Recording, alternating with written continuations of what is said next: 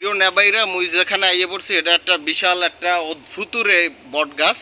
এই বট গাছে রয়েছে অনেক ধরনের ইন্টারেস্টিং তথ্য। এ জায়গা কিন্তু খুবই আজব একটা বট গাছ। এই আপনারা দেখতে পাচ্ছেন এই বট গাছটার অনেক পুরানো হাজার বছরের ধরে এই বট গাছটার বিস্তরণ এখানে। এবং এখানে দেখেন যে বট গাছের ধরনের উপরে নাকি অনেক ধরনের সাপের বসতি, এবং এখানে নাকি অনেক ধরনের পাকপাখালি, এই যে শুনতে পাচ্ছেন পাকপাখালি আছে।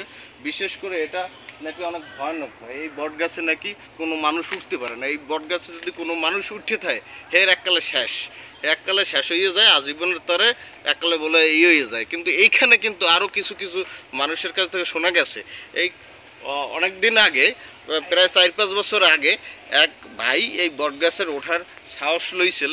এই ভাই বট গাছে উঠছে কিন্তু উঠতে তার কোনো কিন্তু সমস্যা হয় নাই। কিন্তু পরবর্তীতে সে আর বট গাছ নামতে পারে না। যে লামা ধরছে সে পড়ে হঠাৎ করে পড়ে গেছে, জ্ঞান হারিয়ে গেছে না কেমনে পড়ছে বলছে। এই ধরনের অনেক এই আছে স্মৃতিচরণ এই বটগাছটা জুড়ে। কিন্তু আপনারা ভয় পাওয়ার কিছু নাই। এ জায়গায় বলছো যে সবসময় যদি বটগাছের উপর না থাকেন বসেন, আপনি পর্যটক এরিয়া খুবই মানুষজন অনেক দেখতে আসে এইটার অভিনব গাছটাকে। এখন এ জায়গায় শোনা গেছে যে অনেক মুনি ঋষিরা আগে ধ্যান করতো।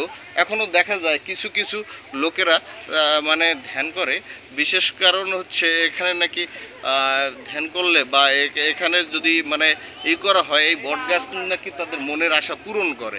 এখন এটা সম্পর্কে আমরা আস্তে আস্তে জানবো ও আরও তথ্য নিব।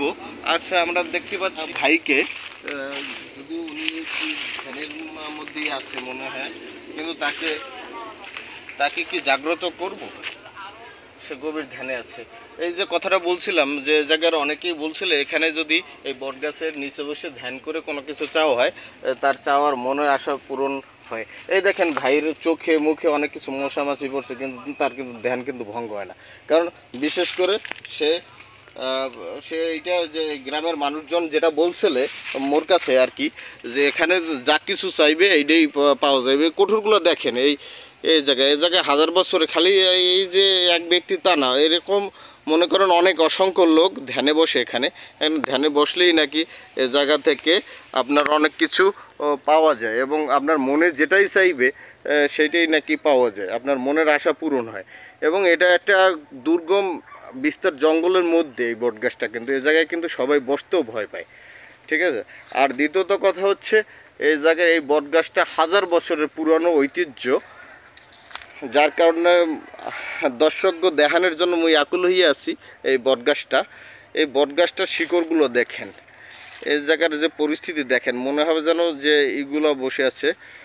এবং অনেক হাজার বছরের যে ঐতিহ্য এটা আপনারা দেখলেই বুঝতে পারবেন।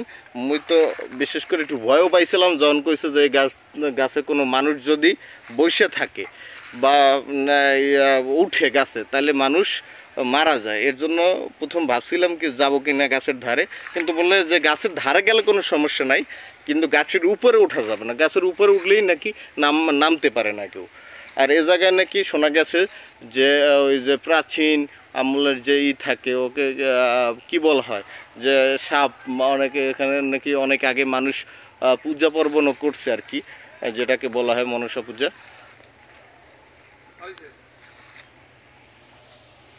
এই দেখা যাচ্ছে গভীর ধ্যানে আচ্ছন্ন ব্যক্তি। যদিও তার কাছ থেকে তাকে যদি উঠানো যেত তাহলে অনেক কিছু জানা যাইতো এই বটগাছ সম্পর্কে।